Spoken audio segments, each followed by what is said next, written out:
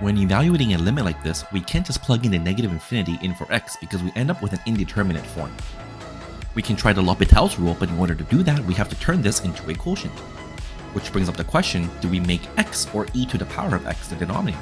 Let's see what happens when we move x to the denominator. We end up with e to the power of x over 1 over x. Taking the derivative of that gives us e to the power of x over negative 1 over x squared.